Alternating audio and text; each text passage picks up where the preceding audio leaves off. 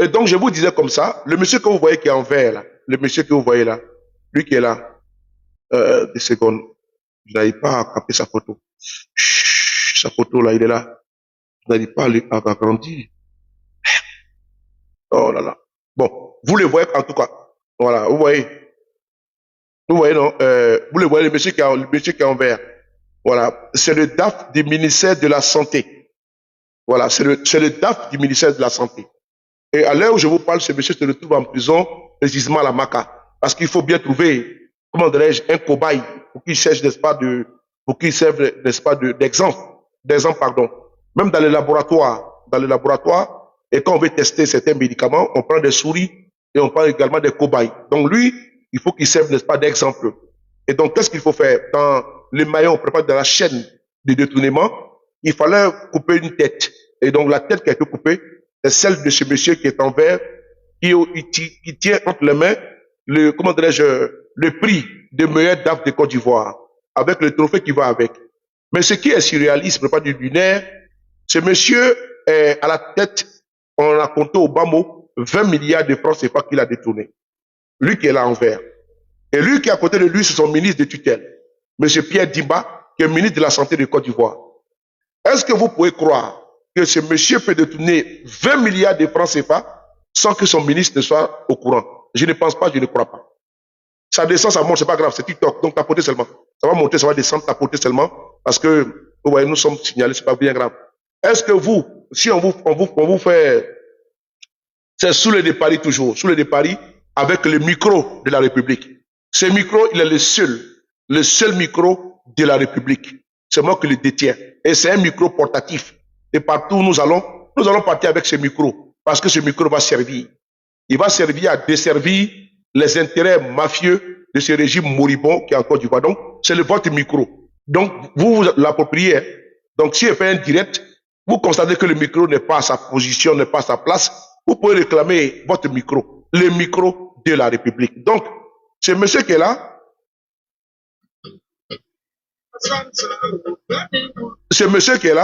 en vert, on nous dit qu'il a détourné 20 milliards de francs CFA. Si ça coupe, il faut regarder ton micro. Et donc, 20 milliards de francs CFA. Et donc, quand on nous bassine avec ça, nous décidons également de dénoncer. Parce qu'il fallait donner un exemple. L'exemple, c'était lui, le cobaye des services.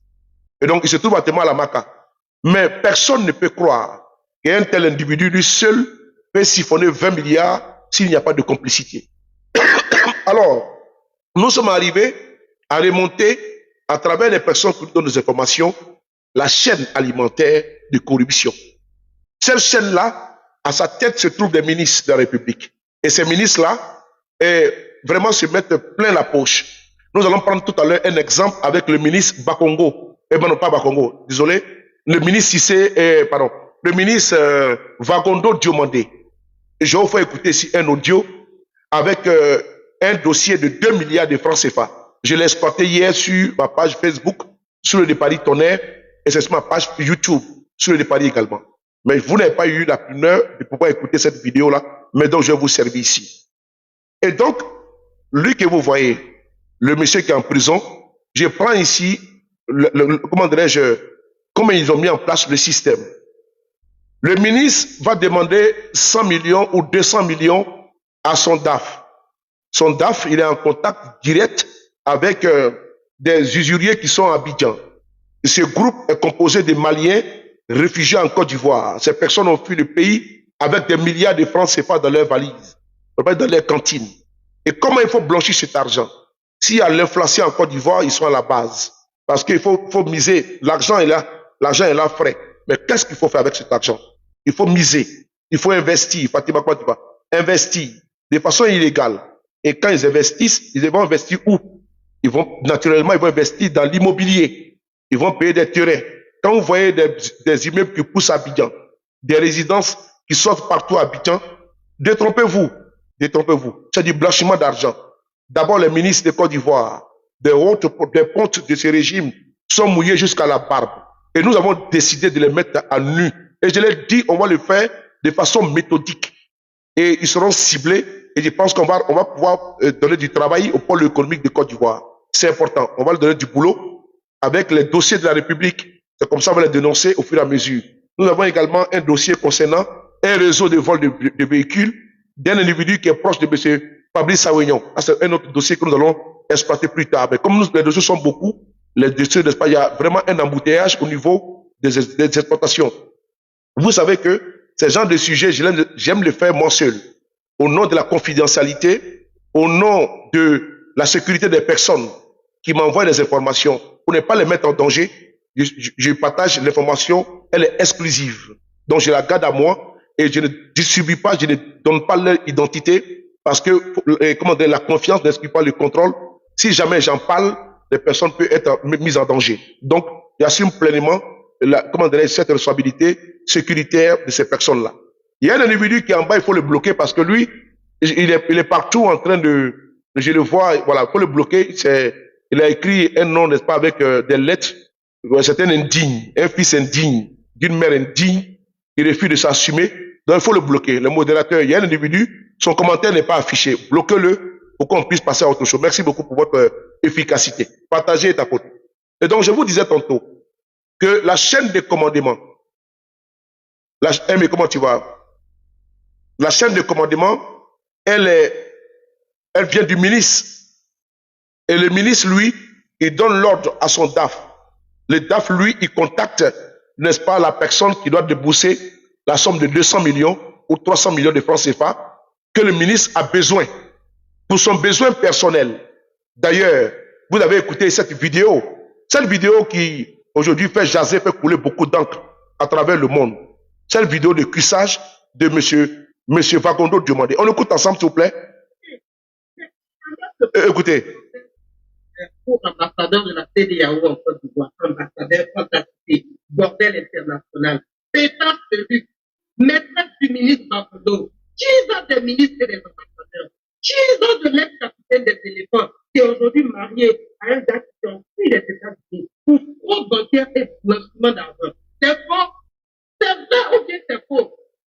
Bordel de pouvoir. La voiture qui est processée sur ma base là, c'est M. Vagondo qui a donné. Regardez la place. Elle a quand vous montrer les papiers de cette voiture. Il t'a permis en ce moment-là. Une voiture qui coûte pratiquement près de 30 millions de francs CFA.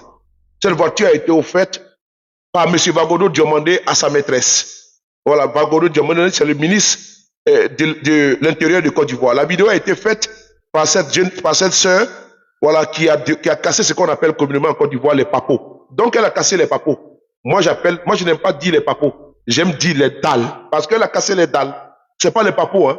C'est une affaire de pantalon, on appelle ça la République du canapé, un gouvernement de canapé et de cuissage, un baisedrome total. Et donc, la dame a cassé les papeaux, pour ne pas dire les dalles, et elle nous explique que le ministre Vagondo Diomandé, il passe son temps, hein, et comment dirais-je, dans les jupons des femmes de Côte d'Ivoire, et d'ailleurs, il ne se limite pas là. C'est l'argent du contribuable ivoirien qui est détourné, comment dirais-je, à foison, et ces maîtresses sont entretenues. Sinon, expliquez-moi comment un ministre de la République qui a un salaire peut offrir une voiture à plusieurs maîtresses et qui coûte la bagatelle somme de 30 millions chacune. Et qu'elles vont en vacances, c'est pratiquement 20 millions de francs CFA qu'on leur donne pour pratiquement une semaine de vacances. C'est quand même moribond, c'est quand même énormissime. Et donc, cette dame, on parle sur son contrôle, elle a même cassé les dalles, elle a même publié la photo de ce véhicule-là. Et on voit qu'on connaît le salaire du ministre, et le ministre peut prendre cet argent où? Pour rouler Rolls-Royce. Mais bon, c'est l'argent de la République, l'argent volé. Et donc, M. Vagondo aussi également, pour entretenir ses maîtresses, il faut faire recours à ce genre de pratiques que je vais mettre la main à la pâte. Comment il procède? Il demande 300 millions aux Maliens. C'est des Maliens qui sont en Côte d'Ivoire. C'est des Maliens qui font du blanchiment d'argent. C'est des personnes qui ont volé sous le régime de Ibeka et d'autres régimes. Et ils ont fui pour aller se cacher en Côte d'Ivoire. Et eux, ils sont en train, attendez-moi, bloquer un autre Amoravide. Voilà. Il y a un autre Amoravide qui est là. Il est bloqué. Merci beaucoup. Et donc, on continue. Et donc, le ministre, il demande 300 millions. Et quand les 300 millions sont demandés, l'exécutant, celui à qui il pardon, il doit venir avec l'argent, remet la bagatelle somme de 300 millions au ministre. Mais il faut rembourser les 300 millions. Mais le ministre va prendre les 300 millions où? C'est là va intervenir le faux. Oui, c'est là qu'intervient le faux. Le monsieur qui a donné les 300 millions, et je l'ai dit, je suis obligé de les exposer. Il me reste une photo, une photo, je pense 2 photos, pour qu'on puisse mettre le boyi sur les réseaux sociaux. Et ça, nous assumons pleinement. Parce que la République en souffre, n'est-ce pas, du fait de ces voleurs. On a une République à 43 000 milliards, et c'est nous qui allons payer l'ardoise. Et ils sont en train de voler, ils sont en train de manger, d'entretenir les 4e, 5e, 10e bureaux. Et nous, sinon, on va payer, n'est-ce pas, la note. Ils vont aller manger, ils vont boire, ils vont fumer, ils vont nager, ils vont fumer la chicha. Et après, quand on dit, monsieur, la facture, on dit, donnez aux parrains. Et les parrains, c'est le peuple. Donc, il faut qu'on les interroge. Et donc, il faut qu'on dénonce. Et donc, je vais poursuivre. Donc, quand les 400 millions sont remis au ministre qui en a besoin, parce que vous savez qu'ils vivent au-dessus de leurs moyens, et donc les 400 millions sont débloqués, maintenant, comment rembourser au monsieur? Comment rembourser? Il ne peut pas aller prendre l'argent au trésor. Il ne peut pas aller se servir comme ça. Non. Il faut trouver le stratagème. C'est là qu'ils vont faire rentrer dans le faux. Ils vont inventer un projet. Ils prennent le cas même du fer. Ils vont dire qu'il y a un reprofilage d'une route de pratiquement de 50 km. On doit faire le reprofilage. Le profilage, il n'y aura jamais rien. Pourquoi? Parce que c'est écrit sur papier, mais sur le terrain, ce n'est pas fait. Mais le DAF valide la facture qui est délivrée par le Malien à travers les bras séculiers de fausses entreprises. Des entreprises qui vont fournir des faux, des fausses factures, des pseudo-travaux qui n'ont pas été effectués. Et quand la facture arrive chez les DAF, ils valident. Puisqu'il faut rembourser les 400 millions qui ont été prêtés aux Maliens, au groupe de Maliens apatrides, réfugiés en Côte d'Ivoire, qui trempent dans le blanchiment d'argent. Et donc, il faut rembourser les 400 millions. Et les 400 millions vont être remboursés comment? Avec une force facture. Et les DAF, ils valident. Au lieu de mettre 400 millions, ils vont mettre 600 ou 800 millions de francs CFA. Parce qu'il faut la part du DAF. Le ministre a pris 400. Il faut que le DAF mange ou fermer sa bouche. Il faut que également, lui qui a prêté l'argent, c'est avec pourcentage. Donc, s'il donne 400 millions, il dit rembourser à 500 millions. Donc, voyez vous-même, au lieu de 400 millions qui va être inscrit sur la fausse facture, il va aller, comment dirais-je, au trésor pour être payé. Ils vont mettre 600 millions ou 700 millions. Mais c'est validé par les ministères à travers le DAF. Mais c'est validé par le ministre lui-même qui est en complicité. Mais la facture est payée. Et nous avons des factures qui sont avec nous, qui ont été payées par l'État de Côte d'Ivoire. Et quand nous allons vous produire ça, c'est-à-dire les factures avec les têtes de gondoles qui ont siphonné dans les caisses de l'État, mais vous serez choqués parce que vous allez voir que, je vais vous donner un exemple des travaux qui ont été, je prends le cas au niveau de, il y a un rapport qui a eu lieu la fois dernière, les rapports de la Cour des comptes de Côte d'Ivoire. Dans ces rapports-là, ils avaient dit qu'il y a des travaux qui n'avaient pas été effectués au ministère des Affaires étrangères quand Kanda Camara était ministre. Sans oublier au niveau de Treichville, au CHU de Treichville, ils avaient dit qu'il y a des travaux qui devaient être faits de 500 millions et autres qui n'ont jamais été faits. Allez-y lire les rapports accablants de 2024 de la Cour des comptes, des travaux qui n'ont jamais été effectués. 38 milliards de l'Agence française de développement. Et la Côte d'Ivoire devait la somme de 38 milliards à l'Agence française de développement. Ils ont dit que ce n'est pas la peine. Il faut rediriger ce montant-là à un autre projet en Côte d'Ivoire. Mais ce projet n'a jamais été effectué. C'est écrit dans les rapports de la Cour des comptes. Et c'est comme ça, de façon frauduleuse, que cet argent a disparu. Et tous les travaux qui ne sont pas effectués, l'argent va où? L'argent est détourné par ce stratagème-là. Le ministre demande 200 millions de francs CFA. Le DAF s'exécute. Il rentre en contact avec ces Maliens qui sont établis en Côte d'Ivoire. Les Maliens viennent avec 100 millions demandés par le ministre et c'est mis à sa disposition. Maintenant, comment il faut rembourser? C'est rembourser comment? Il faut faire une fausse facture et cette fausse facture, elle est doublée ou elle est quadruplée. Le DAF, il prend sa part, le ministre prend sa part, l'usurier prend sa part. Mais qui paye la facture? C'est vous qui payez la facture. Je dis bien 90% des ministres et des DAF de M. Ouattara sont impliqués dedans. Ils peuvent nier, mais Dieu merci, nous avons pris le soin de boucler l'enquête. Et donc là, maintenant, c'est même pas la peine. J'ai eu des échos, j'ai eu des échos, j'ai eu des appels, mais ne vous fatiguez pas. Je suis désolé. Dès l'instant, on embrasse. J'ai déjà commencé, vous avez vu que je n'ai pas fait marche arrière parce que personne ne peut nous influencer. On a décidé de ne pas tomber dans les pièges de ceux-là même qui veulent nous approcher et puis nous laisser dire non, faut pas continuer ça, faut laisser tomber. Non, non. Je pense qu'à un moment donné, il faut être vraiment neutre, il faut être transparent. On ne peut pas dénoncer les gros bonnets et laisser les petits bonnets également se servir sur la tête n'est-ce pas, du contribuable ivoirien. Mieux encore, je vais vous montrer encore une autre image. Cette image a été placardée au fer, au fond d'entretien routier. Je vais prendre ici le cas d'un monsieur, Lassine Diaby à l'époque, je ne peux pas dire le fer, comment dirais-je, généralement. Au fer, là-bas, il y a beaucoup de milliards qui sortent dans les caisses de l'État. Oui, le fer. Il y a certains ministères qui sont vraiment des ministères à siphonner, à pomper frauduleusement l'argent du contribuable ivoirien.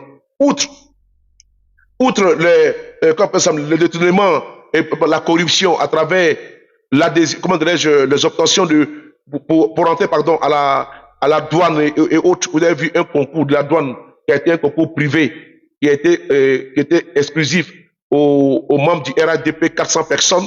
Mais outre ça, le RDR a vraiment saccagé la Côte d'Ivoire.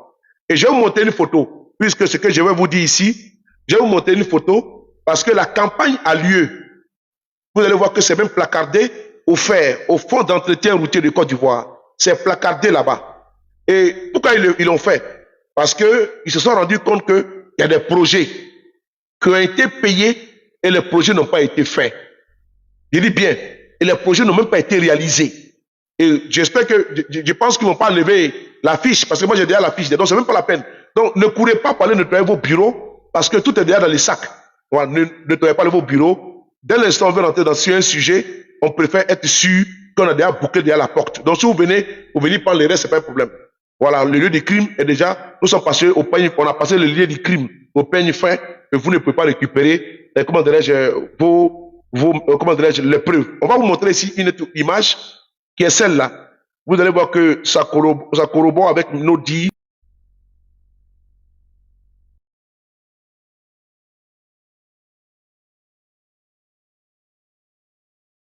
Cette image, c'est celle-là.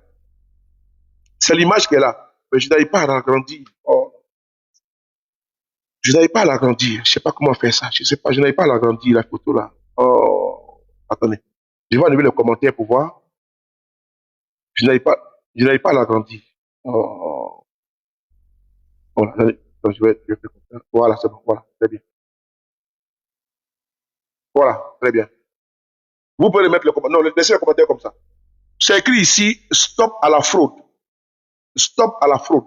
Nous sommes ici au FAIR, Fonds d'entretien routier de Côte d'Ivoire. C'est écrit ici, FAIR, attention. Stop à la fraude. On va lire ensemble. Entre guillemets, valider des travaux non réalisés ou mal faits. 2 points, c'est fraudé.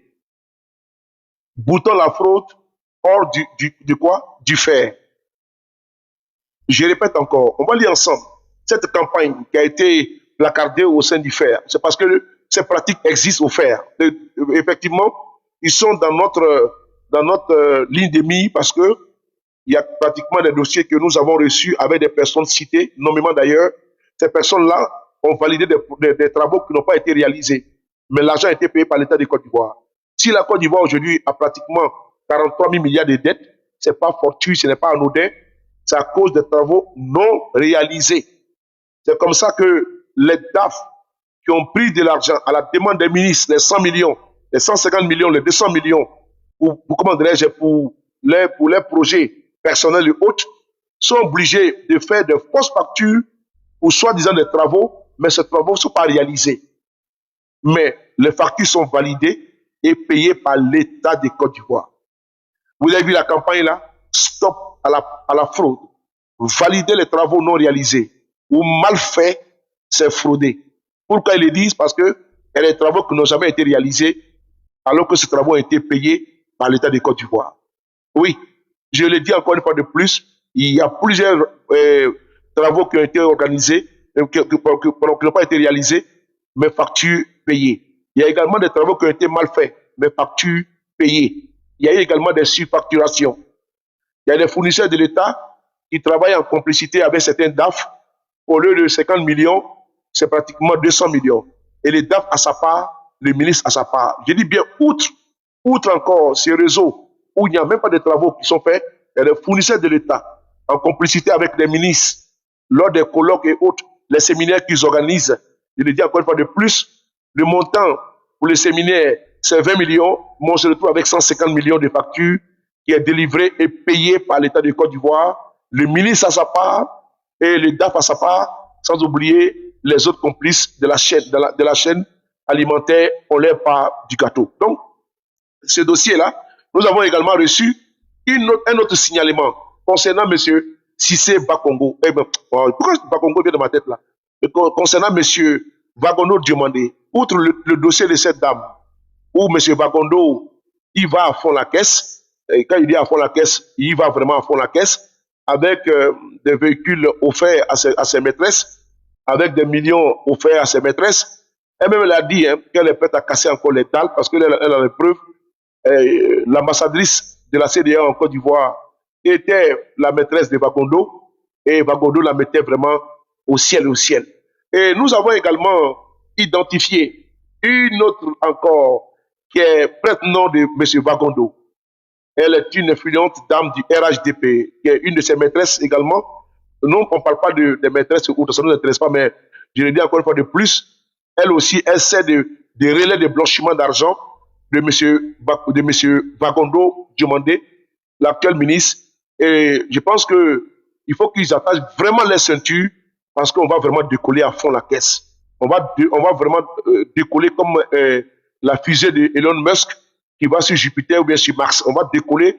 M. Vagondo demandait, vraiment, j'ai été vraiment surpris, vraiment très surpris de voir ce monsieur dans cette posture mafieuse, dans ces réseaux. Ça m'a vraiment surpris. Et quand j'ai écouté la vidéo de cette dame, c'est venu encore me conforter. Même si nous avons des brides de soupçons à travers des signalements qui avaient été remontés, si les concours organisés à la police nationale de Côte d'Ivoire. Et hier encore, j'ai fait une vidéo sur Facebook. J'ai fait écouter sur l'audio. Ça concerne maintenant 2 milliards de francs CFA. Les 2 milliards de francs CFA, c'est encore un autre individu qui sert de relais à Vagondo Diomandé, qui est le bras séculier de blanchiment d'argent de M. Vagondo Diomandé. Je vais vous faire écouter l'audio. C'est important. Je vais vous faire écouter l'audio. 2 secondes. J'espère trouver l'audio parce que hier, j'ai vu que je vais laisser mon WhatsApp sous le départ. Voilà. Mon WhatsApp parce que j'ai vu que 2 secondes. Voilà. Parce que moi, quand je enregistre, voilà, 2 secondes. Nous sommes le combien? Nous sommes le. J'espère que je vais trouver ça. Si je ne trouve pas ça dans mon téléphone, sur ma page Facebook, je vais trouver. Le 22. Donc le 22, c'est trop. De mon WhatsApp ici. WhatsApp ici. Parce que quand on m'envoie des informations sur mon WhatsApp public, j'envoie ça sur mon WhatsApp privé. Et pour pouvoir bien recouper tout ça. Donc, on va ici très rapidement.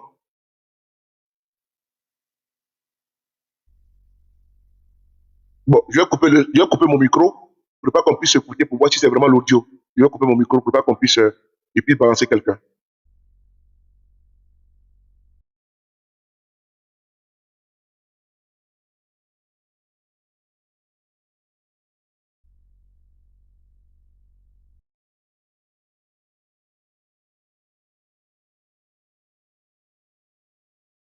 Voilà, c'est bon, c'est le bon audio. Parce qu'il faut pas, je vais me tromper pour exposer quelqu'un et ça va lui porter préjudice. Voilà, donc j'ai trouvé l'audio. On va écouter ensemble l'audio. C'est parti. Voilà, donc j'ai dit que nous allons faire.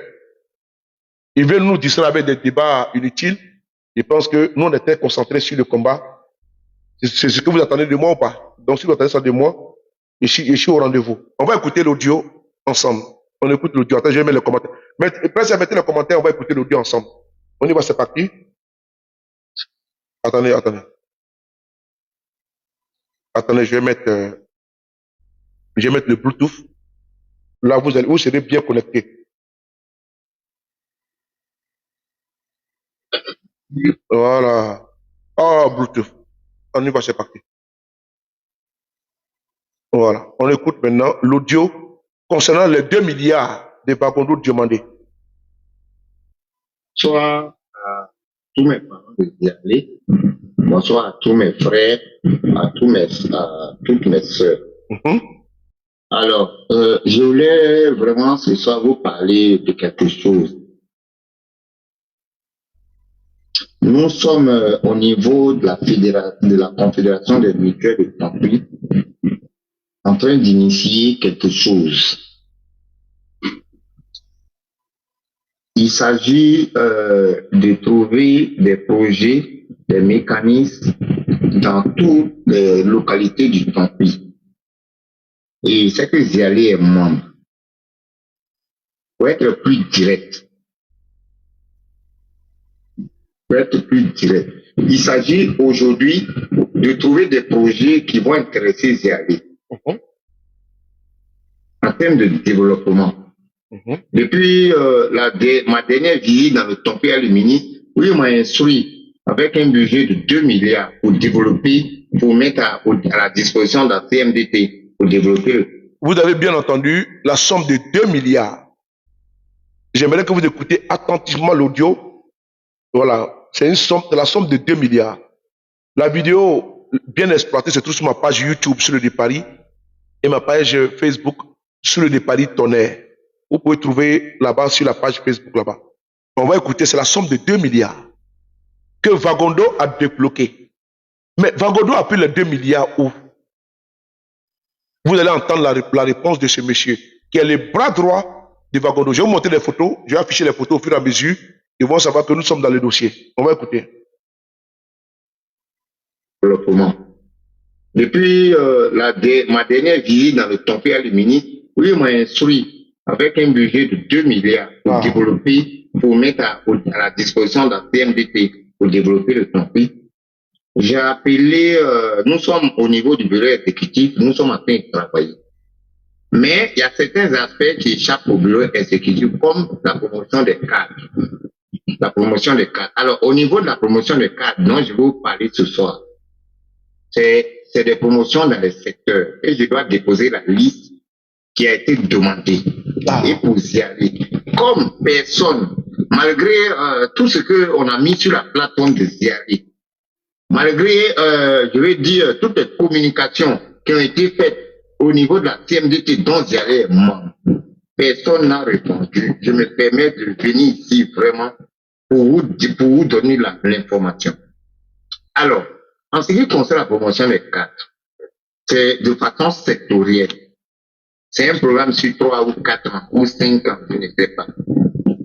La promotion des officiers supérieurs, la promotion des officiers subalternes, la promotion des secteurs de la santé, ceux qui sont en A3, on va promettre en 2. Ils nous ont demandé, faisons-le. Et si on propose, notre devoir est de proposer. Et c'est moi qui suis le président, on m'a demandé de faire ça. Quand vous partez dans le Tampui, Sipilou, Biakouma, Kanale, j'ai déjà reçu les propositions. Zonier, j'ai déjà reçu les propositions, mais je vois que Zialé est resté en marche.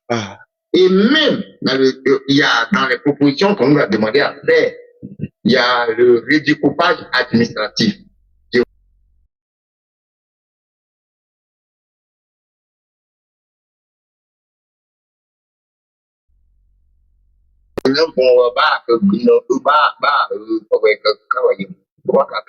Sinon, le projet régional m'a été confié. Voilà. Donc, moi, je vais mettre 1 ou 2 personnes de Zialé dans le bureau exécutif. L'objectif aujourd'hui, c'est Zialé. Faites-moi des propositions. Les thématiques qui ont été retenues, on a mis sur la plateforme du CMDT. Il y a beaucoup de personnes de Zialé qui sont sur cette plateforme. Je ne vois aucune proposition. Franchement, c'est une déception pour moi. Et je prends mes responsabilités pour proposer des choses. Voilà. Je prends mes responsabilités pour proposer des choses. Donc, à tous y aller pour la promotion des cadres. Vous me contactez Inbox. On a dit hier à la réunion, on n'en parle pas officiellement parce que c'est quelque chose on ne doit pas officialiser. Ah, Donc, pour toutes les personnes qui ont besoin de promotion, j'ai besoin de la liste des jeunes, je les mets dans le groupe des jeunes, les femmes, tout ça, AGR, activité génératrice de revenus. Il y a des thématiques que le pouvoir nous a demandé de faire. Ils sont prêts. Mais si vous voulez 10 milliards, ils vont nous donner. S'il vous plaît, y allez. Il faut que vous rentrez dans les rangs, s'il vous plaît. Et je ne sais pas qui on va mettre au devant de ça. Je préfère, alors, ma proposition serait de mettre le président de jeunes, Michel, à contribution. Et puis, j'attends ton appel. Je vais lui donner des instructions pour préparer le document des alliés. Sinon, toutes les autres mutuelles, que ce soit Douatou, Janani, partout, Sipilou, ont déjà soumis les documents. Donc, Michel, si tu m'entends, appelle-moi. Je vais te dire comment on doit concevoir ce document. Merci beaucoup. vous avez entendu, hein? Nous sommes ici plein dans un réseau qui a été mis en place par M. Bagondo Diomandé avec son bras droit. Ils sont là sur la photo. Et Bagondo veut prendre le contrôle de la mutuelle. Et cette mutuelle-là, afin de pouvoir mettre sous sa coupole tous les cadres de la région. Voilà, c'est important pour montrer son influence. Et il a débloqué 2 milliards de francs CFA. Vous avez bien entendu, 2 milliards de francs CFA. Mieux. Si vous avez prêté attention à l'audio, ceux qui ont dit d'envoyer les dossiers des cadres pour faire leur promotion. Après la promotion canapé, du gouvernement canapé, c'est la promotion par favoritisme. On favorise des coquins, des copains, des consanguins. On vous dit d'envoyer des... Ce n'est pas au mérite. Bagono demandait, à travers son bras droit, à qui il a remis 2 milliards de francs CFA. Et il dit bien dans l'audio de ne pas dire ça publiquement. Mais ce qui n'est pas public, ça veut dire que quoi? Ce qui n'est pas légal, c'est que c'est quoi? C'est illégal. Voilà. Donc, 2 milliards que M. Bagondo a débloqués pour remettre à son ami, à son bras droit. Il a pris les 2 milliards où? Point d'interrogation. Mais je n'ai pas terminé. Il y a un président de mouvement politique, il s'appelle M. Guillaume Kibafori Soro, président de GPS, ancien premier ministre de Côte d'Ivoire. Souvenez-vous qu'il a été condamné à 20 ans de prison pour, selon eux, recel de maison d'une valeur de 1 milliard et quelques de francs CFA. Il a pris 20 ans de prison. Un dossier creux, fumeux, brumeux, un dossier, n'est-ce pas, plein, n'est-ce pas, d'énormité, un dossier caduc, abject, un dossier vide, mais il a pris 20 ans de prison. En Poutou national, vous avez vu la vidéo virale où il versait de l'argent et le pôle économique réclame 7 ans de prison, 1 milliard de francs CFA. Ce n'est pas terminé. Va voler un œuf aujourd'hui ou bien va voler un téléphone portable au ministère de l'Intérieur, tu seras léché. Si tu n'es pas léché à mort, tu as fini ta vie en prison. Un voleur de poulet, de cabri, de pintades et de moutons, il va recevoir 5 ans, 10 ans de prison. Un innocent peut recevoir 20 ans de prison, le club M. Guillaume Soro pour une maison pseudo recélée. Bagondo Diomandé. Depuis quelques jours, les révélations surabondent et les preuves sont là, les preuves sont légion. Nous avons la révélation de la dame et sa belle-sœur qui nous révèle que le ministre arrose à coups de millions et de véhicules sa maîtresse. Elle n'est pas la seule. Je dis bien, elle n'est pas la seule. Il y en a qui gravitent autour d'elle, sans oublier même des femmes qui gravitent autour d'elle. La fois dernière, j'ai vu que j'ai fait... Bon, bref, je n'ai pas parlé de ça parce que ce n'est pas important. On ne va pas se limiter sur les détails. Les petits esprits parlent des gens, les moyens esprits parlent des événements et les grands esprits parlent des idées. Il faut qu'on avance. Et donc, Bagondo demandait au niveau du ministère de l'Intérieur, pour être policier en Côte d'Ivoire, il faut que tu payes. Il faut que tu mets la main à la patte, à la poche. Et c'est important, c'est capital. Ce n'est plus au mérite. Et le concours de la douane, où il y a eu 400 individus qui ont été repêchés de façon, comment dirais-je, exceptionnelle, à travers un concours exceptionnel, un concours privé, qui est censé être un concours d'État, concours public. Vous l'avez vu ici. Ces personnes-là, c'était sous la coupole, le magistère de Anne Désiré Oulouto et notre jeune frère, Jean Kwasi, a été mis en prison à cause de ça. Frère de sœur. Bagondo demandait, outre ça, vous avez la somme de 2 milliards de francs CFA qui a été débloquée. Outre ça encore, on demande qu'on puisse mettre des personnes à des postes à responsabilité en Côte d'Ivoire, dans l'armée, dans la police, dans la gendarmerie. Mais le dossier, c'est en dessous de la table. Ce n'est pas la méritocratie. Je répète, ce n'est pas la méritocratie. Je pense que quand tu vas avoir une promotion à ton travail, c'est au nom de ton expérience, au nom de ton ancienneté. Mais en Côte d'Ivoire, ce n'est pas ça. C'est la promotion, n'est-ce pas, comment on appelle ça même, des entrejambes. C'est la promotion des coquins, c'est la promotion des militants, c'est la promotion des consanguins, c'est la promotion des frères, des fils, des nièces qui descendent sur les bas de fer aux États-Unis. Pour ne citer que celle-là, qui aujourd'hui fait la une des médias internationaux, qui aujourd'hui a fait rentrer, comment dirais-je, le sataniste Einstein dans la République ivoirienne à travers ce que l'on connaît son lot vraiment de curiosité, de monstruosité et de rabaissement de la République, d'affaissement des valeurs humaines. Donc, elle s'appelle Nina Keïta. Je n'aime pas dire Nina, parce que quand je dis Nina, je pense affectueusement, tendrement à Nina la Lyon, qui est une combattante. Voilà. Mais l'autre Nina là, c'est pas du pareil, ou même ce n'est pas du même au pareil. C'est la République du favoritisme, parce que de l'oncle va bombarder une danseuse de bas de fer, DG, n'est-ce pas, DGA de la Pétrosie. Ainsi va la République. Voilà pourquoi je vous dis que ce micro est le micro de la République. Voilà. Donc, on continue. Vagondo demandait ici, c'est 2 milliards de francs CFA. 2 milliards de francs CFA. Après les 2 milliards de francs CFA, vous avez entendu que d'envoyer les dossiers. On envoie les dossiers et dans tous les corps, il y aura des promotions qui seront faites par Vagondo demandé sans passer par la case qu'il faut. Merci beaucoup. On va dire merci à l'entreprise, à ceux-là même qui dépensent vraiment pour encourager les uns les autres. Zurich, donc je pense qu'il mérite un whiskas et puis applaudis pour lui. Merci beaucoup à toi Zurich.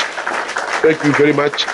On va commencer à parler l'anglais. On va dire UBU, toujours pas UBU, c'est une référence. Voilà, je vois UBU sur les chaînes de télévision en Côte d'Ivoire. Merci beaucoup à vous d'utiliser UBU et de penser à son concepteur.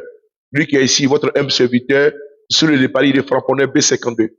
Toujours combattu, mais jamais battu. Toujours défié, mais jamais filé. Voilà, c'est de ça qu'il s'agit.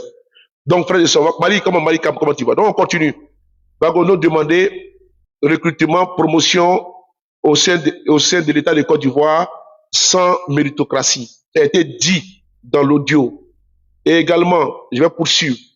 Au niveau du troisième cas, il dit de ne pas rendre ça public. Et nous avons, n'est-ce pas, des contenus de cette réunion dont il fait référence. Mais dans cette réunion, des personnes qui ont parlé, mais si jamais je publie, je pense qu'il y a des gens qui vont se retrouver dedans, je n'ai pas envie. Donc, il préfère isoler la voix de son complice, celui-là même qui est le bras séculier, qui sert de blanchir, n'est-ce pas, l'argent de M. Vagondo demandé. Pourquoi cacher aux Ivoiriens? Pourquoi un ministre, Vagondo demandé n'est pas le ministre du FDR, n'est pas le ministre d'un clan, d'un côté. Il y a le ministre de la République de Côte d'Ivoire. Même si le régime de M. Ouattara n'est pas reconnu par l'ensemble des Ivoiriens, c'était un régime imposé.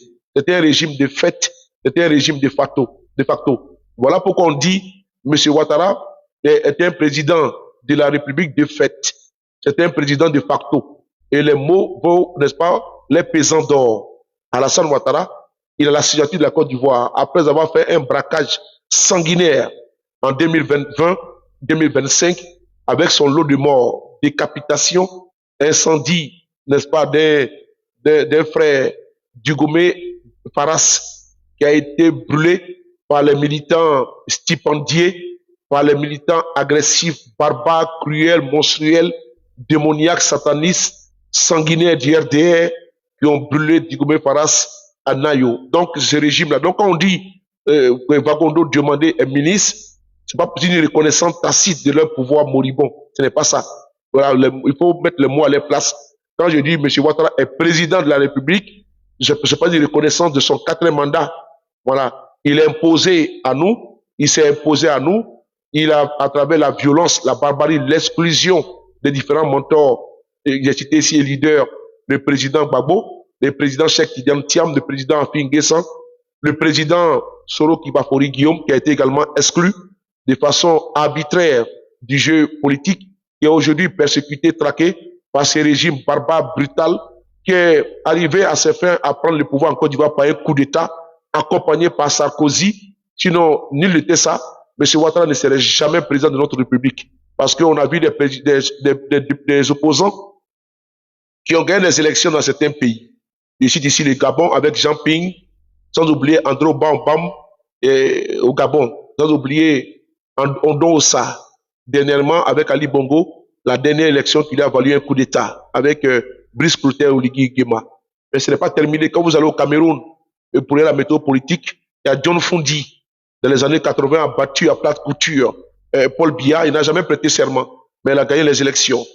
On a les cas également de Maurice Kamto. Maurice Kamto a gagné les élections au Cameroun, et la suite, on la connaît, Paul Biya s'est accroché au pouvoir avec son lot de morts. On a vu le cas avec Issa Chiroma Bakari. Issa Chiroma Bakari a gagné les élections au Cameroun dernièrement.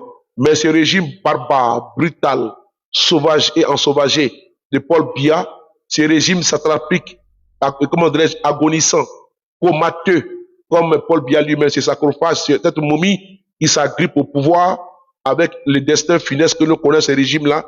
Mais on a vu Paul Biya s'agripper au pouvoir et a massacré le peuple camerounais par centaines. On a vu ici des Soudas, on a vu ici les bras séculiers, les Loubards, on a vu ici les Nervis, c'est-à-dire que les microbes de Paul Biya tirés à vue, à bout portant. On a vu des chars déployés à Yaoundé, à Douala, à Yaoundé également, et dans beaucoup de localités, les Camerounais ont perdu la vie. Nous soutenons la dynamique au Cameroun parce que le Cameroun souffre énormément du fait de Paul Biya, quelqu'un qui fait pratiquement 50 ans au pouvoir, qui a siphonné, qui a mis le Cameroun à sac, qui a pillé le Cameroun. J'ai été au Cameroun à plusieurs reprises, à maintes reprises, et j'ai vu les conditions délétères, les conditions vraiment cataclysmiques au niveau du, n'est-ce pas, du routier. On a vu au niveau social. J'ai vu, il y a cela quelques années, je pense qu'il y a 5 ans, une jeune dame à l'hôpital de Douala qui était obligée, n'est-ce pas, de ventrer, comment dirais-je, qui a été éventrée hors de l'hôpital parce qu'il n'y avait pas de prise en charge. Le sang voilà, coulait à fond la caisse. Ça fait vraiment pitié. Paul Biya n'a absolument rien fait.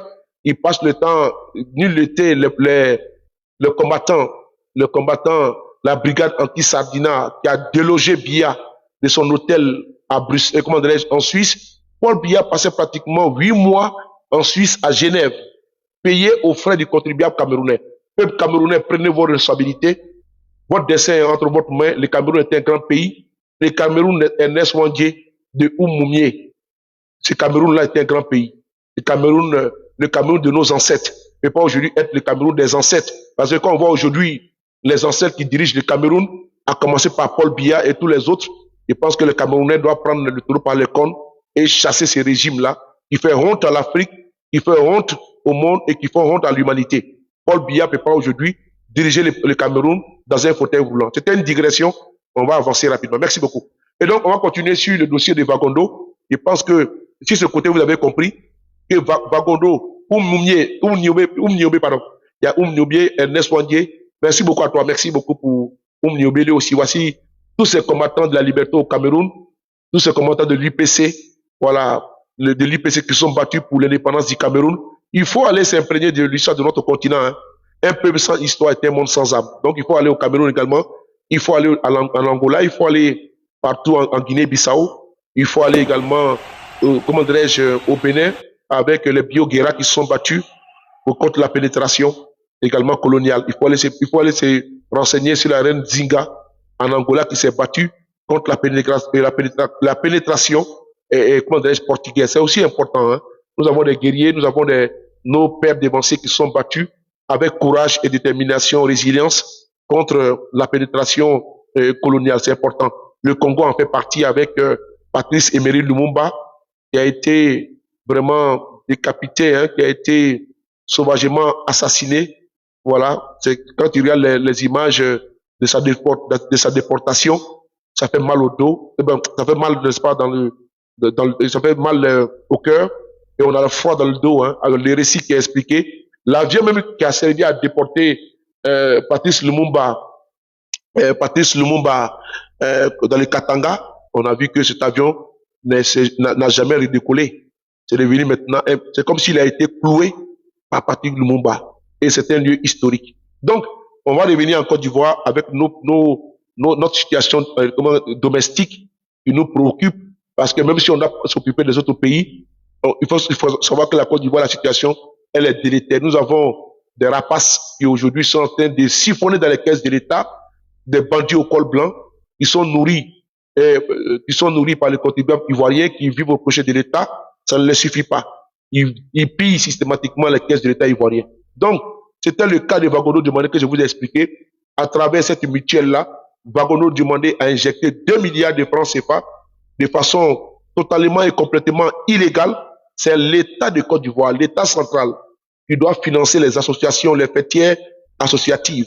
Ce ne sont pas des ministres qui doivent financer. Comment dirais-je, les ministres ivoiriens prennent l'argent où pour vivre au-dessus de leurs moyens. Je pense qu'ils étaient en France, ils devaient rendre des comptes. Mais vous allez le voir, c'est eux qui sont parrains de tous les concerts. C'est eux qui vont dépenser des millions pour être députés. Mais attends, voici un ministre qui va dépenser 600 millions, 500 millions pour être député. Mais il y a un problème là. Le salaire des députés, c'est combien? Vous allez voir le DG, Yacouba, qui était le DG du port d'Abidjan, et aujourd'hui ministre. Et regardez les millions que ce monsieur a dépensé pour être député, et aujourd'hui ne siège pas à l'Assemblée nationale. Il est aujourd'hui ministre. Bon, ces millions qui sont dépensés, où ils prennent cet argent-là? Mais pendant ce temps, toi qui me regardes ici, je te jure, si tu as fait, comment dirais-je, à la CIE, frère, ils vont le couper ton courant. Et c'est toi qui payes le courant des ministres. Parce qu'ils ne payent pas l'électricité. Ils ne payent pas les carburants. C'est des fainéants qui sont payés par l'État de Côte d'Ivoire. C'est des fainéants qui sont entretenus par l'État. Si vous voyez qu'ils refusent de partir, parce que même les bermudas, les chaussettes, les brosses à dents, les pâtes dentifrice, tout ce qu'ils portent, tout ce qu'ils mangent, c'est laver même l'eau. Ils ne payent absolument rien. Donc, vous avez vu, ils vivent gracieusement, au crochet de l'État. Comment vous voulez qu'ils puissent demander, qu'ils puissent partir? Mais ils vont vous chanter ici, comme par exemple des berceuses, en vous faisant croire que non, si on quitte le pouvoir, la Côte d'Ivoire va se briser, au nom de la stabilité, la lutte contre le terrorisme. Non, ils sont en train de... C'est une stabilité économique. C'est la stabilité économique. C'est la stabilité financière. C'est la stabilité des privilèges. C'est nullement la stabilité du peuple de Côte d'Ivoire. Parce qu'eux, ils sont au confort. Ils ne souffrent pas de délestage. Ils ont les groupes électrogènes. Ils ne souffrent pas de voyager. Les enfants, pour se faire soigner, ils vont en Europe. Ils vont partout dans le monde, sauf dans nos hôpitaux. Et donc, quand ils vous parlent d'être patriotes, d'aller dans vos hôpitaux, dans les hôpitaux mourois. Donc, souvent, même quand vous voyez des gens demander sur la toile, il faut les aider. Ils savent que nous sommes sociables en Afrique. Mais il faut les demander d'aller prendre la SEMU de M. Ouattara et d'aller se faire soigner. Parce qu'on ne peut pas nous vendre à coup de publicité que la SEMU fonctionne bien en Côte d'Ivoire. Et puis, on voit Apoutou National devenir un docteur sur les réseaux sociaux. Ce n'est pas normal. L'assistanat, aujourd'hui, en Côte d'Ivoire, vraiment, ça atteint ce paroxysme. Et des gens même qui sont malades, ils sont obligés de faire recours aux réseaux sociaux. Et nous avons des hommes de bonne volonté, des âmes bénies, des hommes bien-nés. Voilà, la valeur de notre pôle le nombre d'années, comme Apoutou National. Vous avez vu qu'Apoutou, il a mis, comment dirais-je, sa notoriété, son influence dans la balance, et il arrive à collecter des fonds pour aider beaucoup de personnes. Il faut le saluer, c'est à saluer. Nonobstant, c'est un échec, ça démontre une fois de plus que ce gouvernement a échoué. Parce que pour même les femmes enceintes, elles ne sont pas prises en 100%, voilà, en Côte d'Ivoire, des maladies ne sont pas prises en charge en Côte d'Ivoire, mais on vous dit que la SEMU sont obligatoires dans notre pays. Mais en France, je ne suis pas sûr. Et ceux qui sont en France, que tu aies l'aide médicale d'État, qui est pris à 100%, tu n'avances rien. Et tu es la SEMU, tu peux te faire opérer sans avancer 5 francs. En Côte d'Ivoire, ce n'est pas possible. Si aujourd'hui, Ayek Hassan, Apoutou National sont assez sollicités, c'est parce que le gouvernement a échoué. Et c'est un échec, il faut le reconnaître. Ils ont échoué. Ici, les Français cotisent pour la recherche, pour des maladies, comment dirais-je, qu'il faut beaucoup de sous. Donc les Français cotisent. On appelle ça téléthon. Donc tout le monde cotise les 1 centime, les 10 centimes, les 1 euro et j'en passe. C'est pour les chercheurs. Mais en Côte d'Ivoire, même celui-même qui a une maladie bénigne, cette personne-là va venir sur les réseaux sociaux parce que la SEMI ne fonctionne pas. La SEMI consiste seulement à rentrer dans une pharmacie et prendre des Doliprane. Voilà, c'est tout. C'est des calmants. Donc la SEMI de Côte de M. Ouattara est un échec total. On met ici au défi les militants du FDR parce qu'ils aiment relever toujours les défis. Non, ils aiment toujours dire, je lance le défi. Qui vient nous dire, les parents qui sont malades en Côte d'Ivoire, est-ce qu'ils arrivent à se faire soigner avec la SEMI? Est-ce que les parents des militants du FDR, quand ils vont dans les hôpitaux de Côte d'Ivoire, est-ce qu'ils arrivent à se faire soigner avec la SEMU de M. Ouattara? Je pense que non. Alors qu'ils arrêtent de vous bassiner avec des mensonges. Donc c'était le cas de M. Bakondo. Nous allons fermer très rapidement la parenthèse et nous allons aborder le deuxième sujet. C'est lequel? Il y a de cela quelques jours, nous sommes dans la continuation de l'échec de M. Ouattara. Je l'ai déjà dit, nous allons attaquer la bête sur ses faiblesses. Et M. Ouattara, son régime a pratiquement 90% de faiblesses. Je le dis une fois de plus, 90% de faiblesses sur son programme de société et de gouvernement. C'est un régime de menteurs. Un Ivoirien, un toit. C'est devenu un Ivoirien, une tôle et un Ivoirien, une tombe. Voilà, les Ivoiriens maintenant dorment dans les cimetières. Un Ivoirien, un toit est devenu un Ivoirien, le déguerpissement. Un Ivoirien sans toit. C'est pas un Ivoirien, un toit. C'est un Ivoirien sans toit. C'est une preuve. C'est une évidence. Comme ils aiment si bien le dire, c'est factuel. C'est factuel que les Ivoiriens n'ont pas eu les maisons. 15 ans plus tard, M. Alassane Ouattara n'a pas pu concrétiser, réaliser son projet qu'il a tant ventilé, tant vanté, tant véhiculé. Un Ivoirien, un toit. M. Alassane Draman Ouattara, sous M. Gbagbo, regardez cette image qui est là. Partagez les gars. Sous M. Gbagbo,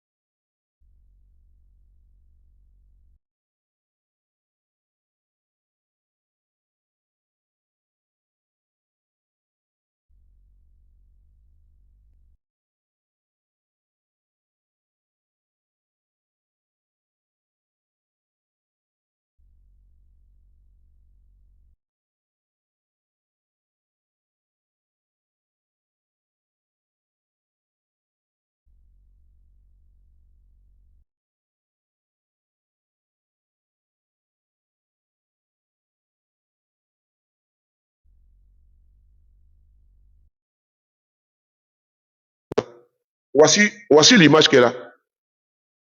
Ça, c'était sous Gbagbo Laurent. Le RDR disait Gbagbo ou un autre courant. Souvenez-vous. Voilà, vous avez tous témoins de ça. Je sais que Gbagbo, ça bug. Je pense que c'est de ton côté.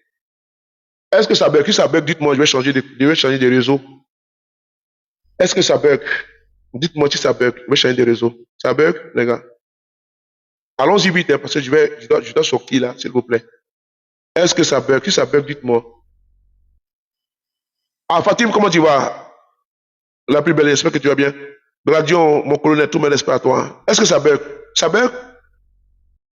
Non, pas de bug. Merci beaucoup. Merci beaucoup, princesse. Le réseau, il est bon. Donc, on va aller maintenant avec le sujet qui est là.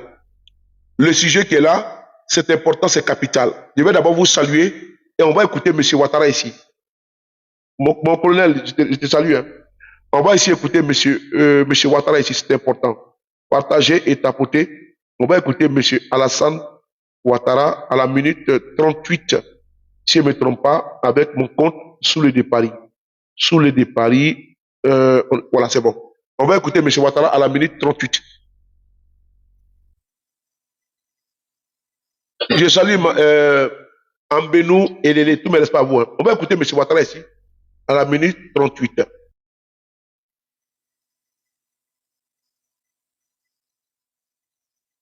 Voilà, minute 38, écoutez-le.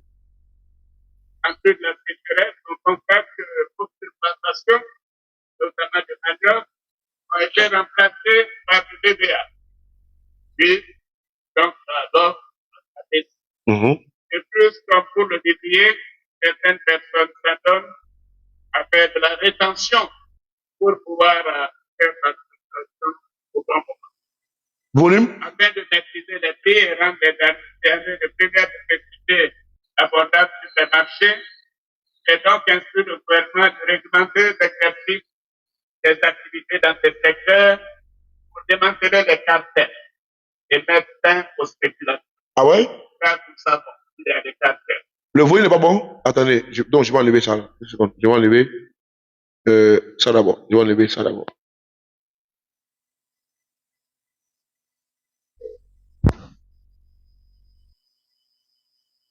Vous dites le volume, je ne comprends pas. Vous ne m'entendez pas là? Le volume n'est pas bon? Réagissez vite, s'il vous plaît. Mais tout va bien. On dit tout va bien. On y va, on continue. Qui font ces pratiques et qui font augmenter les prix. Nous allons faciliter également l'accès au financement des acteurs œuvrant dans le vivrier et dans le secteur du manioc.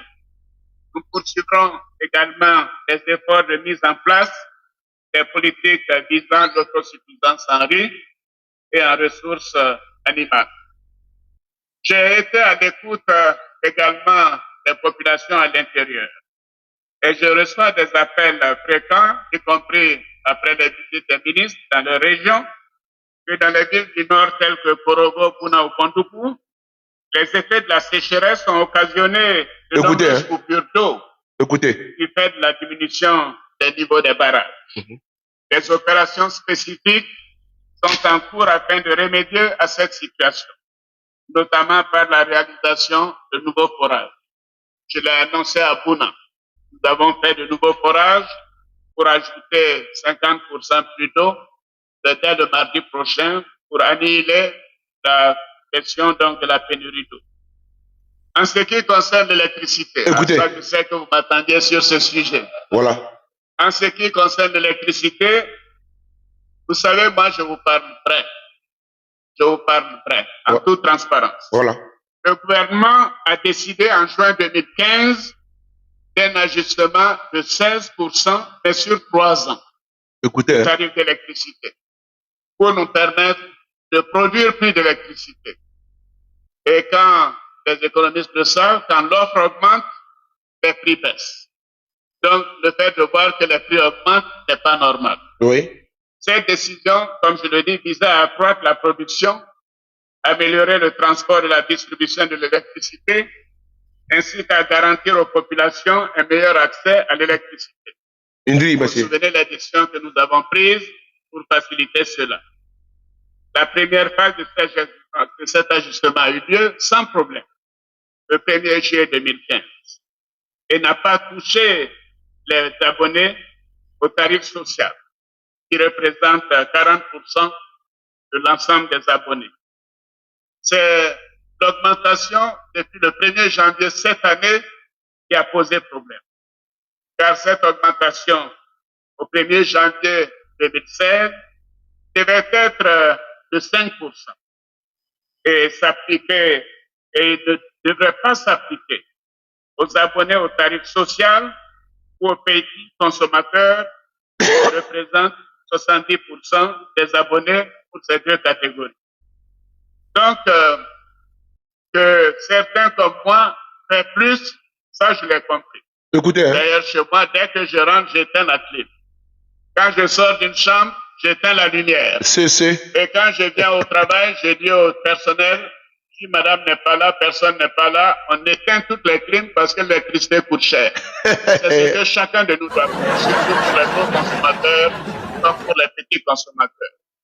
Mais malgré cela, moi, j'ai subi une augmentation très forte du prix de ma facture d'électricité. Écoutez, hein. Donc, nous avons fait des enquêtes. Écoutez. Après enquête, nous avons découvert que la décision gouvernementale n'a pas été correctement appliquée. Oui, et que certains abonnés ont connu une hausse plus élevée que celle initialement prévue, allant jusqu'à 30, 40 ou même 50% pour certains abonnés. Oui, donc ceux qui se plaignent de ces augmentations ont bien raison. Mais il y a deux éléments. Il y a l'élément de l'augmentation de l'utilisation de l'électricité parce qu'il fait chaud, parce qu'il y a la sécheresse. Et chacun de nous doit faire des efforts dans ce domaine. Et je vous demande à continuer de tout faire pour économiser l'eau et l'électricité. Mais cela n'est pas toujours le cas. Mais en plus de cela, il y a eu des augmentations de prix. Écoutez, hein? Et cela est une injustice. L'augmentation de prix au-delà de 5% n'était pas ce que nous avions décidé. Oui. Cela est inadmissible. Oui.